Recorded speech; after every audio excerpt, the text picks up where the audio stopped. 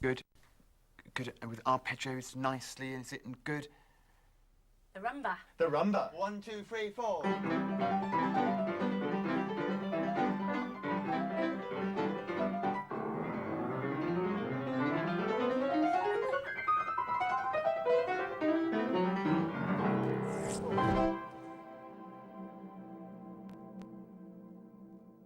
Derec Paravichini is completely blind and severely learning impaired. I'm going to do Flight of the Bumblebee by Rimsky-Korsakov. Flight of the Bumblebee.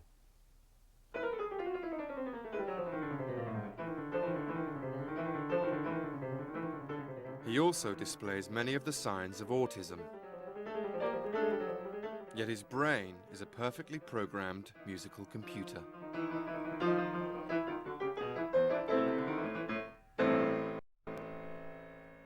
What does it mean to be a musical genius in the wake of such a profound disability? Christine Carey, how are you? Derec is 26. He doesn't know his left from right and can barely count to 10. Like many people who cannot see, Derec has developed an acute sense of hearing.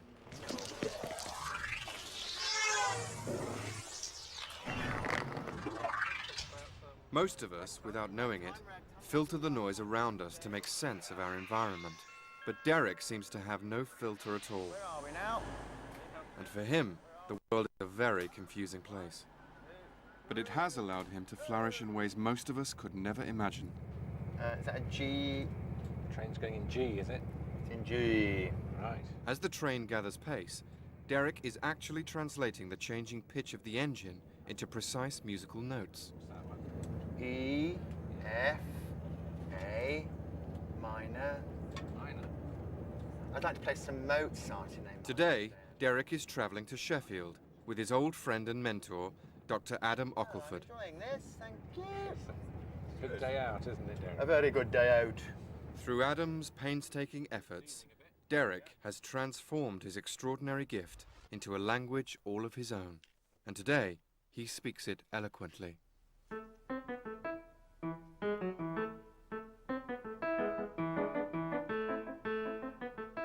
He's got extraordinarily developed analytic hearing, which I don't know of any parallels for.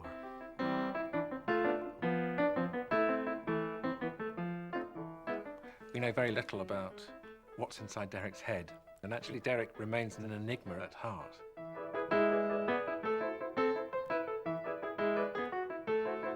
There are some pianists who can play a million notes a second, but it doesn't mean anything because it doesn't have any feeling, you know.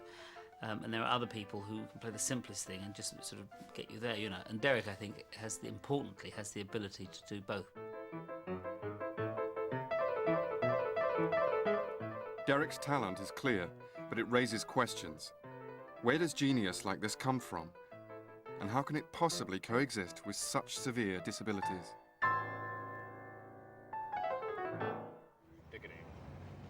Adam first met Derec 22 years ago when he was teaching music at a school for the blind. Mozart? Bit of Mozart? Yeah. Yeah. By Daniel Barenboim. I can play that, Adam. He played that when he was 8. Yeah. Eggs. Come on then, let's go get the eggs. Eggs! Derek's problems began when he was born 3.5 months prematurely. Where's the chicken's eggs? There aren't many children who survive being born that early, and indeed his twin sister didn't, and Derec nearly didn't. He only weighed 1 pound 5 ounces. They really didn't expect him to survive. He technically died 3 times while he was in the hospital, and each time they managed to bring him back to life again. In order to keep him alive, Derek's tiny lungs desperately needed oxygen, but the hospital lacked the equipment to control the amounts given. As a result, the doses of oxygen that baby Derec received in these critical first weeks were too great and were the cause of his blindness. They didn't have the equipment. And we'll never know, of course, but perhaps if that facility had been available, he would not have had his retina destroyed by too much oxygen. But there was worse to come. The oxygen treatment that kept him alive also had a devastating effect on Derek's developing brain. We began to realize that he had more wrong with him than just being blind. He has the severe learning disability, which would once have been called, I think, very retarded, and he has difficulty with logical thought. 7, 8. 7. 7. His family had little hope that Derec would ever be able to communicate meaningfully until, at the age of 2, something extraordinary happened. Nanny came in one day and said, "Would you like to come and listen to this?" And this tiny child was playing a tune. Soon after this startling revelation, Derec was taken to a school for the blind. In the hall there was a piano lesson going on, and Derec broke free and ran straight towards the piano as if he could see. Pushed the little girl who was having a piano lesson. I pushed her out of the way, tried to take over.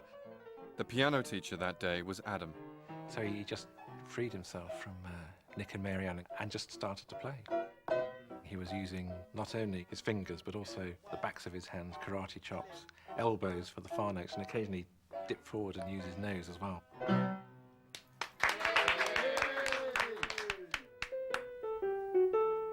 Since then, Adam has devoted thousands of hours to nurturing Derec's talent. And it wasn't long before Derec was acknowledged worldwide as a bona fide musical prodigy.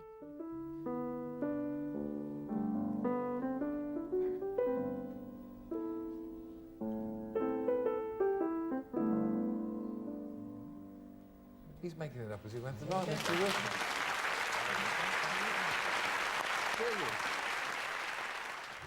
Rhythm of life.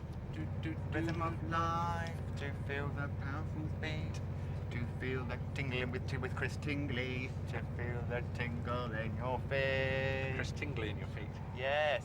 How is Chris Tingley? I don't know. His nose in the song. No. What are we doing? Going inside? Have we done it? At the University of Sheffield, Derec's memory for music is about to be challenged by some doubting music scholars.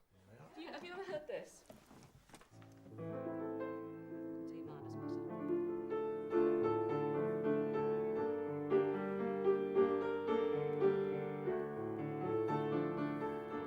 Derec has never heard this Basque lullaby before, but after just one hearing, how much of it will he be able to remember and repeat?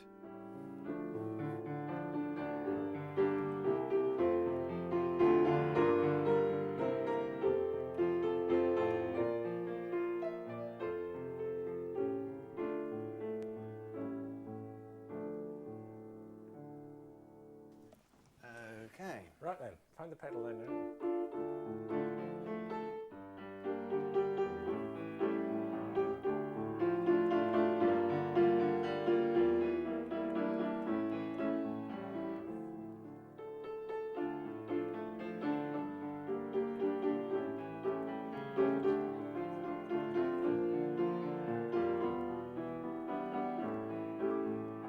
Keep going down, down as you enjoy it.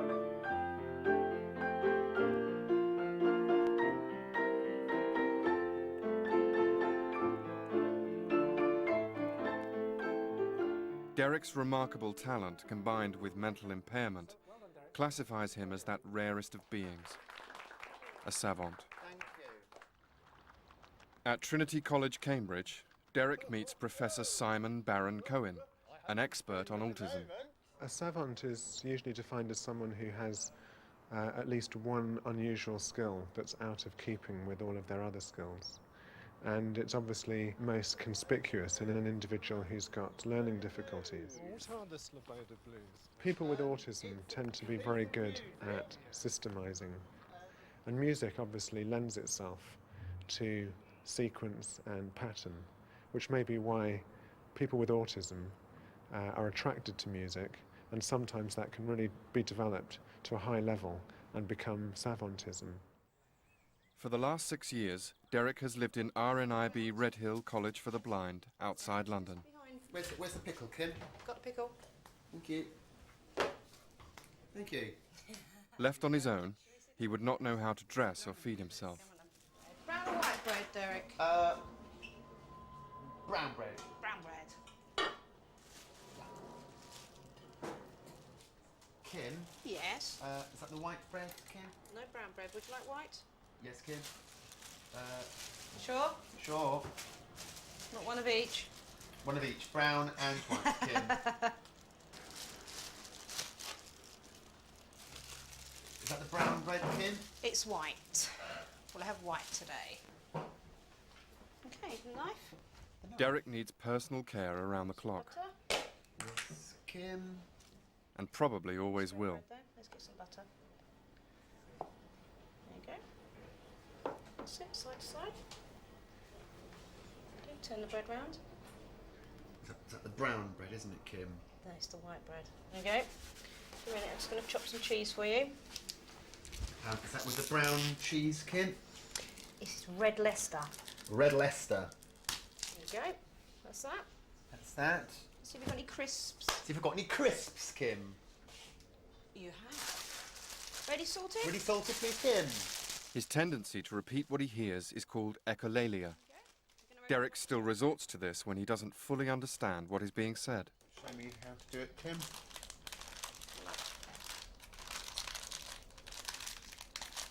Brilliant. Thank you, Kim. Well done. Derec's brain is now almost exclusively dedicated to hearing, processing, and creating music. This piano is linked to a computer which turns each note he plays into a different light signal.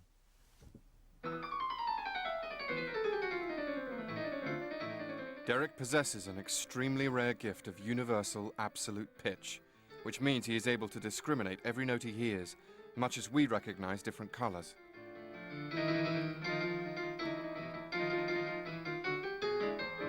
When areas of the brain are not being stimulated in the usual way, those areas of the brain are recruited for other functions. In Derec's case, auditory processing, tactile processing, compensating for the reduction in visual processing. If you have more neurons, then it ought to be possible to store more auditory information. The brain doesn't waste neurons, they're too precious. But not only can Derec clearly perceive every different note, but he can do this even when they are played simultaneously. E flat is something special to Derec, isn't it, Derec? Yeah. Yeah. So for most people, all the notes sound similar. They sound a bit high or a bit low. But for you, Derec, every note on the piano is quite different. It is. Okay, here's one note for you. Good. That's one note. Excellent. Now listen out for two. Ready? Two. Yeah, when it gets to about three, I'm starting to lose track. Good. That was perfect. 5 notes. Excellent. And here's 6 notes. Ready? Okay. Just the 6. That's 6 notes. Fantastic. Yeah. Good, good, good, good. Most highly trained musicians wouldn't be able to do that. They could tell you what the bottom note and the top note was, and they might be able to work out what the middle ones should be. Derec seems to know. That's 10. Fantastic. Well done, Derec. The thing with the chords on the piano is obviously I've only got 10 fingers and Derec's only got 10 fingers. So at the minute, that's really as far as we can go in finding out just how many notes Derec can hear. But there may be one way to find out more. What if Derec were to hear dozens of notes all played at once? He is about to listen to a sequence of chords that he has never heard before, and this time played by a full orchestra.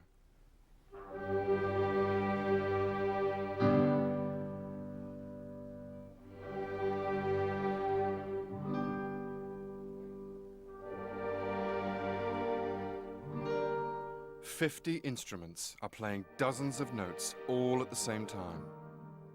Almost incredibly, Derec is able to distill the essence of all he hears into what he plays. Extraordinary, really. I mean, these incredible flourishes all the time. I couldn't work it out until it suddenly struck me that, of course, the chords consisted of more than 10 notes, i.e. more than 10 fingers. And therefore he had to, in order to accommodate all the notes that he heard, he had to arpeggiate them going up and down like a harp, rather than playing block chords, which is what we were doing. Really fascinating.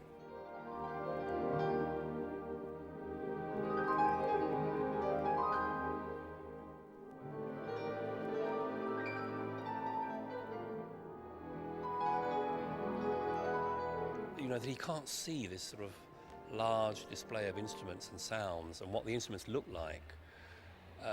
It's amazing, yet he responds to all the different colours that an orchestra possesses. The sheen of the strings and the roundness of the brass tone. It's obviously a huge talent there which none of us can understand, and I know it was a most rewarding experience. Derec's brain must be wired very differently from the rest of us. But can we begin to understand how? At the psychology department of Goldsmiths College in London, Professor Linda Pring has designed an experiment that will give us a window onto Derec's working brain. This EEG technique of monitoring brain waves is something that's been around for a long time, but only recently have we had the technological advance to really refine it. Right, I'm just going to measure your head. Linda believes that Derec's singular musical capacities are the neurological consequences of his specific combination of blindness, learning impairment, and autism. So we fitted up Derec with 32 electrode positions all over his scalp so that they could monitor the electrical activations that emerge. Linda wants to find out how accurately and how fast Derec's brain is processing music. I'm going to press the button now and you'll hear the first piece. Ready? Yes, ready? So what we set up were 64 small musical phrases taken from the Moonlight Sonata. That was wrong. Was that wrong, Matt? And in half of these, we inserted an error and asked Derec simply to tell us whether they were correct or not. Wrong. Wrong?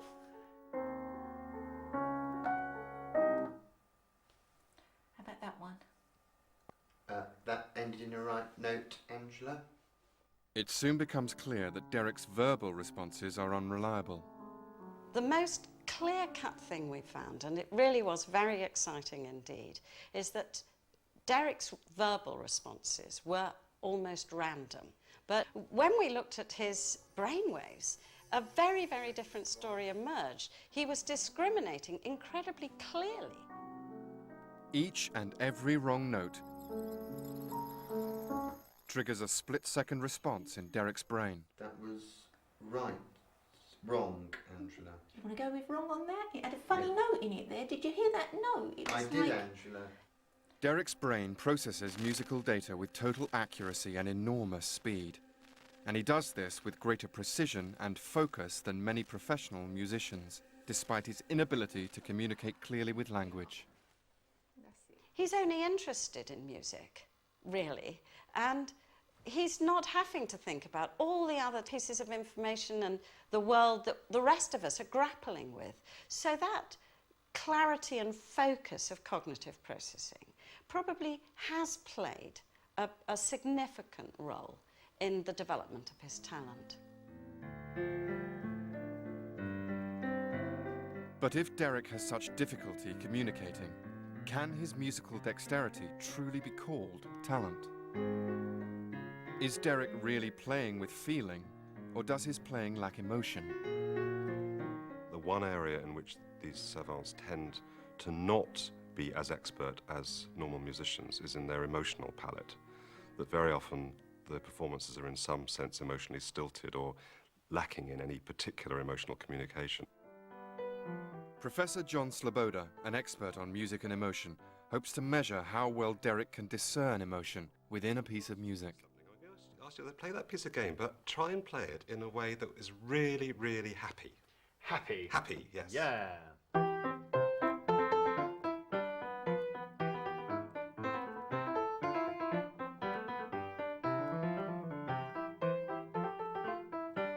He did rather better than one might have expected. He really got some of the key features of happy, which is a fairly high speed, fairly loud, a little bit staccato, and in a major key. Thank you, Derec. Okay, now, change the mood completely. This time it's going to be very sad. And then for sad, he immediately took it to minor key. It's as though he knew that's the rule. Sad equals minor. One more time, and this time angry. Really angry this time.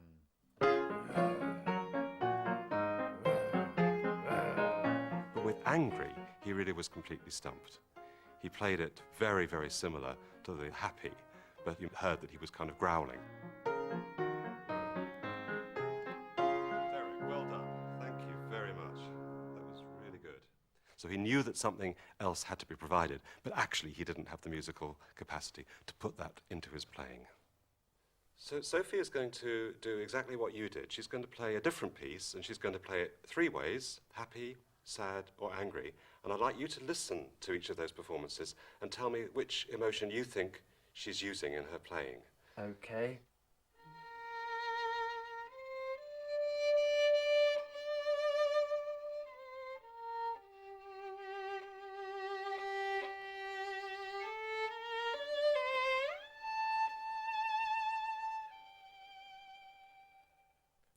So Derec, what do you think? Happy, sad, or angry? Sad. Well done. Sad. Thank you. He immediately wanted to seek reassurance, as though, have I got it right? Which meant to me that it wasn't coming from a deep place inside himself, but it's something he's beginning to approach.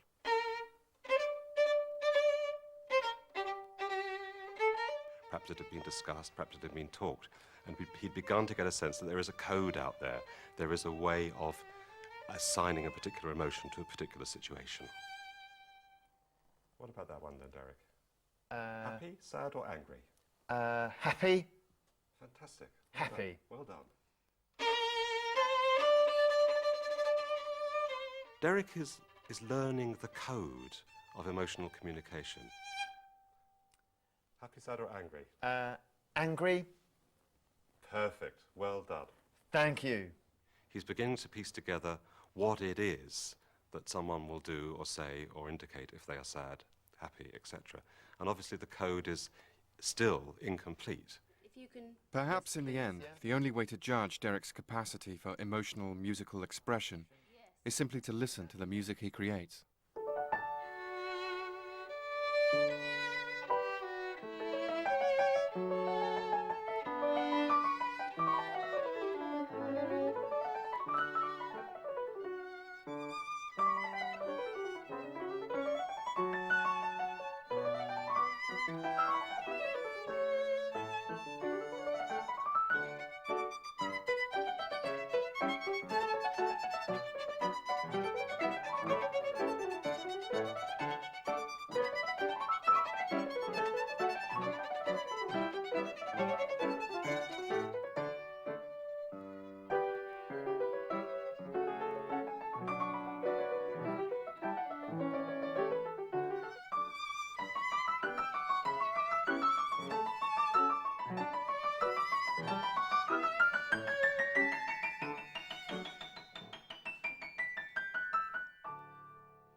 The idea when you're playing is whatever you're feeling, it's supposed to have that effect on the audience. Thank you, Derec, very much. And I think that's what Derec manages to achieve. In my experience, the best musicians are the ones that, when they play, it's an extension of themselves. And I think that's the great thing about Derec's playing. When he plays, it's an extension of his personality and his feelings. At Redhill, Derec is getting ready for a daunting journey. He's never before been far outside the UK, but now he's off to America. No, you don't sit on the bed because your case is here. Let me show you. He's been booked to play Las Vegas, in front of the biggest audience of his life. What trousers do you think we're going to need? 1 trousers, two trousers. Let's start with those. Now, do we need your widgie? Need that. Where is it? Need that. Where is it? I think we need some sunscreen. Sunscreen, yes, sun cream. Okay, can you put it in the bag, in the hole there? Up a bit, up high. Yeah, I'll guide your hand in, okay? In Okay. There. All right. What about elephant? Put him there. There you go. Okay. That's it, I think, pretty much. That's it. Well done. Derec has difficulties coping with the world at ground level. So how will he fare for 12 hours at 30,000 feet? Derec is on his way to the airport and a flight to America, where he will perform a duet that will open a high-profile concert. Adam has arranged a blind date. Derec's duet partner will be another musical savant, a boy he has never met. Derec is California-bound, but how will he adapt to this new world?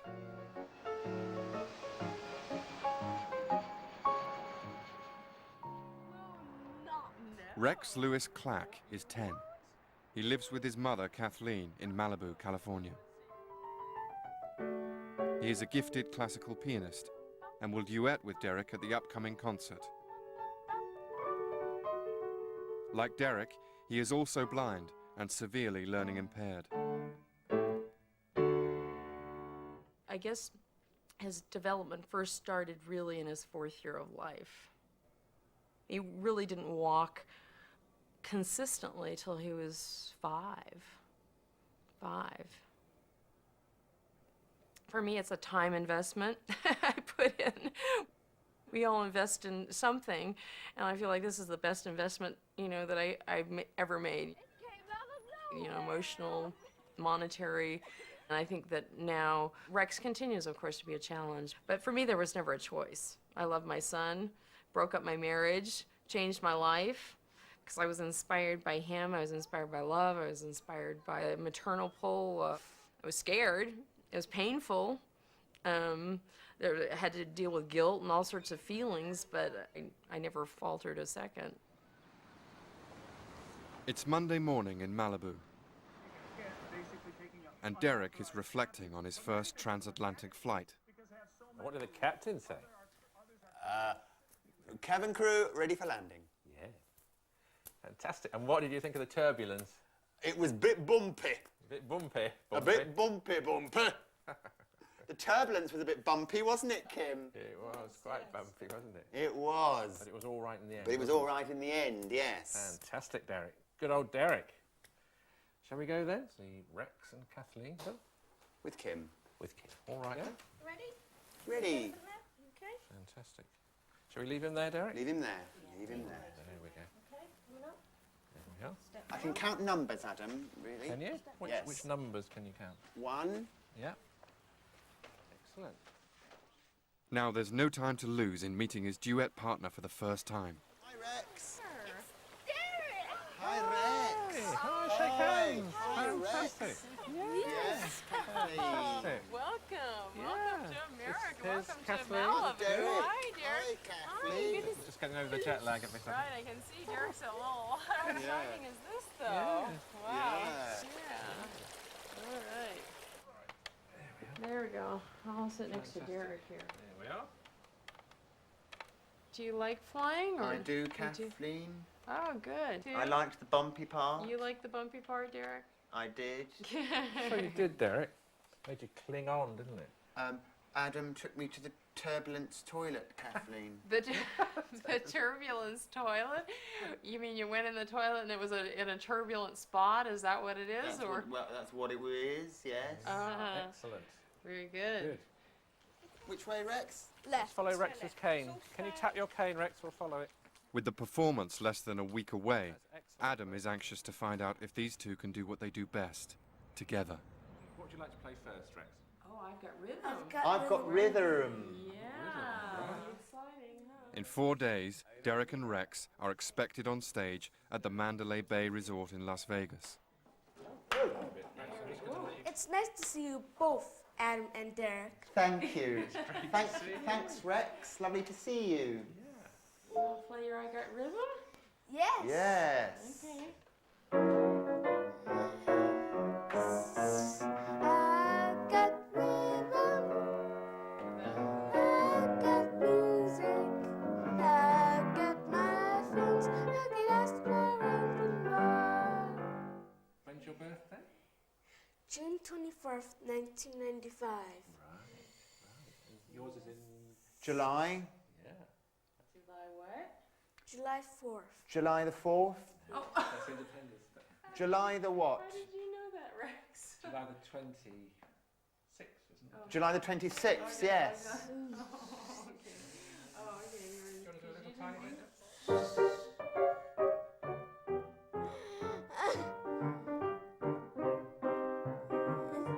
And at first, Rex wasn't too keen on sharing the sort of space with Derek. When when it's his piece, it's a little bit more difficult for him to open up and let another musician play it in a different way.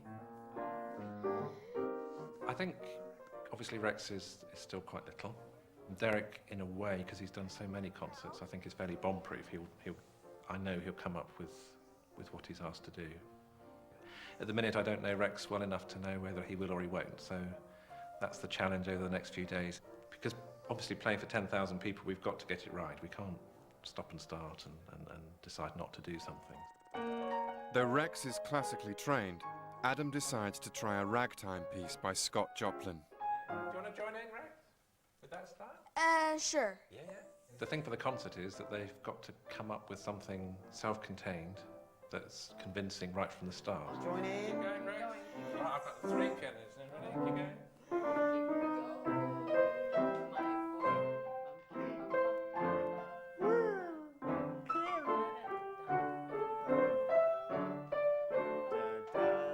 Shall we swing it? Swing it.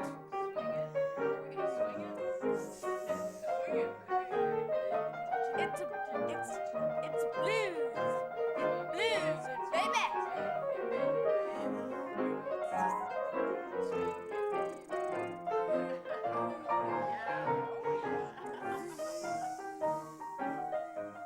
For Rex, it's sort of like the introduction of creative variations. It opens up his brain slowly, and then all of a sudden he's listening to the other music, but it's not like it's infringing on what he's doing. It's not threatening to him, I guess.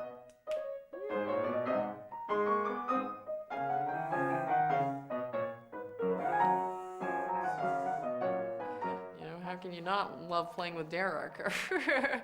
I think this is going to be great for Rex. Just, he loves new inputs. Fantastic, Adam and Derec. Fantastic, Rex. Yeah. It's time out, and Rex wants to introduce Derec to some other musical savants at his teacher David Pinto's house.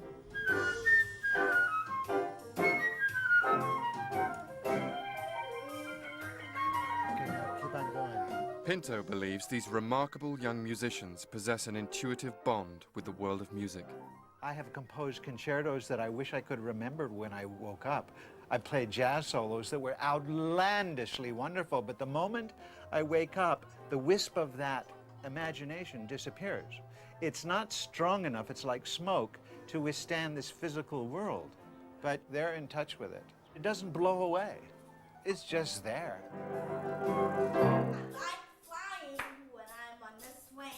I like flowers that bloom in the spring. I like walking barefoot in sand. And nothing quite does it like the sound of my band. Music all day. How is it that a 2-year-old kid can all of a sudden, full bloom, come in and start doing melodies? Music in the morning. Even though it's hard to believe, I think music is an inherent part of the universe. Give me music in the morning, and everything will be all right.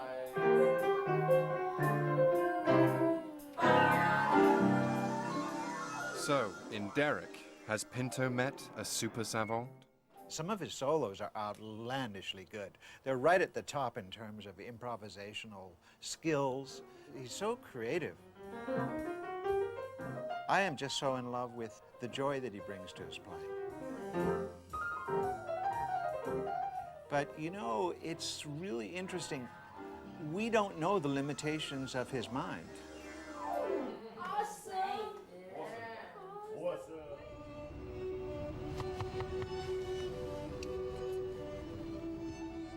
Away from his beloved piano, Derec soon retreats into his inner world. He is being driven to the last rehearsal with Rex before they both leave for Las Vegas. Right, Rex, someone's going to say, and now Rex and Derec are going to play the entertainer. And Rex, swing. Oops.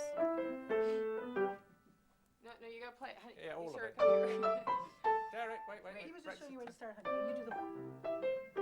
Use your left hand, sweetie pie. I don't think Rex is feeling well. Adam knows all too well that as he struggles to rehearse these musicians, In Las Vegas, preparations for their public performance are already underway.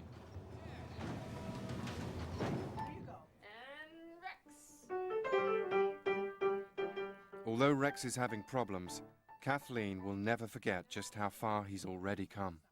He wasn't interested in doing anything. He was apathetic, he was touch-averse, he wouldn't touch or hold anything. Imagine a blind child. He couldn't listen to any sounds. I mean, light switches, doors closing, water running, it all made him flip out. I mean, it was like I was a hostage.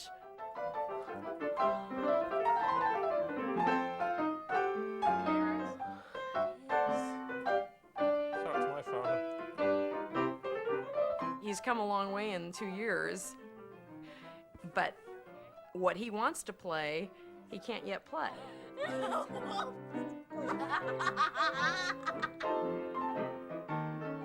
The thing with performing, it's not about enjoying music, it's not about communicating. At the end of the day, it's doing a job, really. That's the first thing to get right. You've got to come up with the goods when someone asks you and do it well, and all the rest is a plus.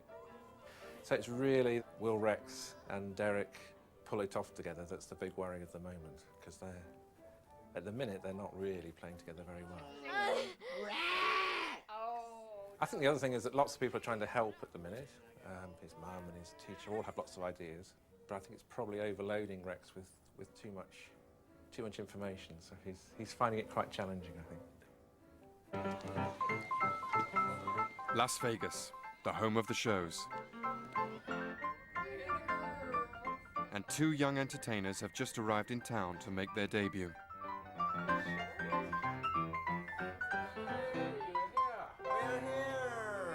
Time is running out, and it's clear that Adam still has a problem. The entertainer. Yeah. And there'll be drums, there'll be lead guitar, bass guitar, keyboard, and you and Derec. Yes. Yeah, all playing together. It is a lot for him at times. It is overwhelming. I'm sure he'll, once he's at his piano and once he hears the clapping, then it's fun for him and he's a showman. At the events center, the boys are introduced to the stage and a host of strange new sounds.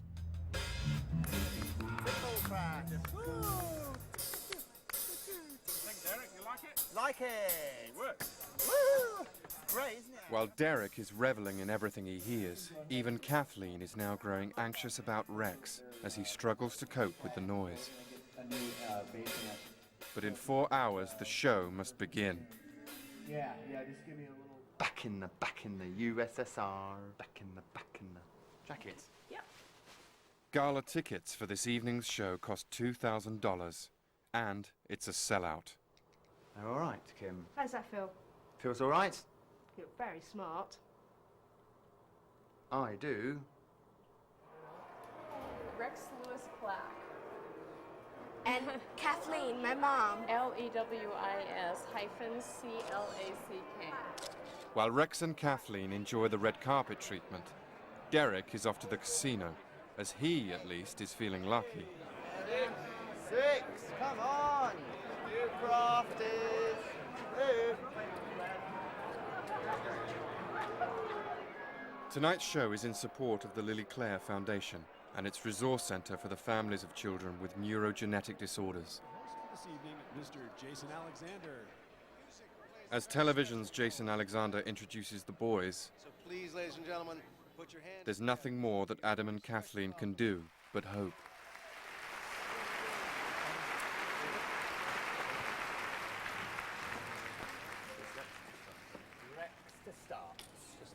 Saturday night in Las Vegas, and it's showtime. Wait there.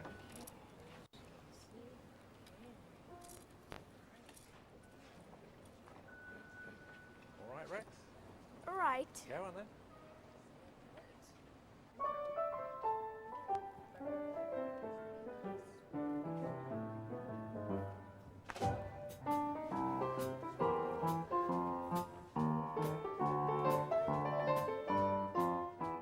Rex jumps a section, but keeps going like a pro.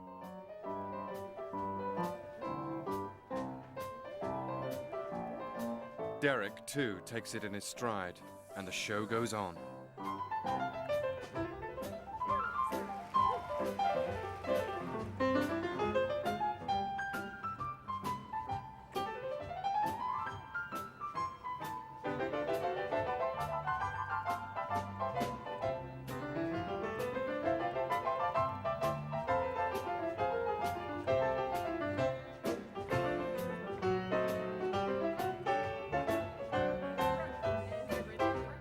Rex, too, is holding his own, and now he's playing with Derec and the band.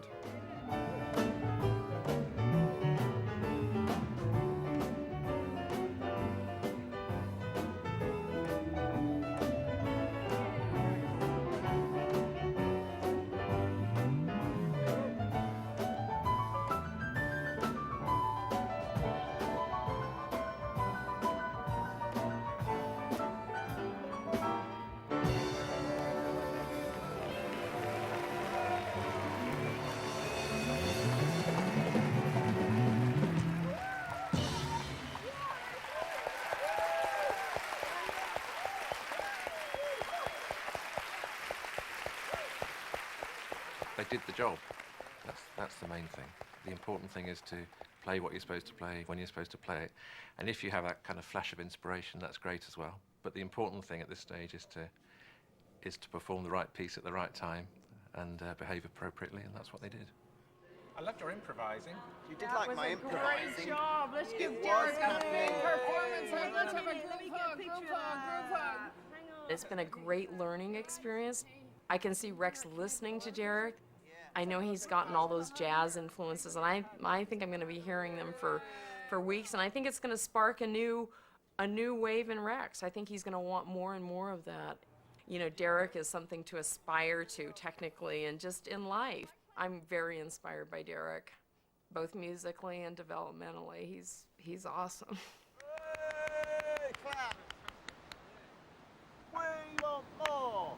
We want more, Derec. Yeah, I'd love to do that again. Fantastic. Right, so what's going to happen today then? Mr. Paravichini. I can tell you what we're doing tomorrow, Adam. Yep, what we do? We are going back to England. Fantastic. Back to England, Lambourne. On a short flight, up and down, up and down, up and down with you and Kim. And then what? And get off. Yeah. Fantastic. Derec will soon be heading home, but his future remains as uncertain as ever. What does the future hold for Derec? In music, it's pretty cruel. The first thing you have to do is to love the music and be rather good at it, so he's got that. I think the future for Derec is in particular niches where he's really, really good, really special and really unique. Sort of early jazz, really. That first 20, 30 years of the 20th century, Derec is just, he's at home there.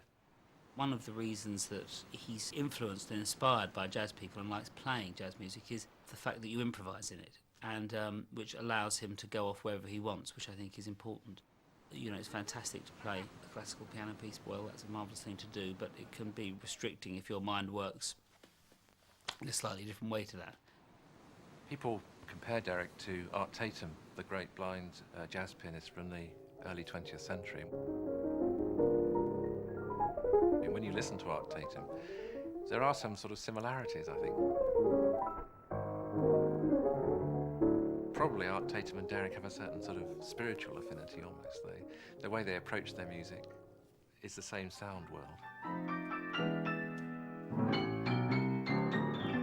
Derek's left hand is very strong and plays an accompaniment all by itself, like so.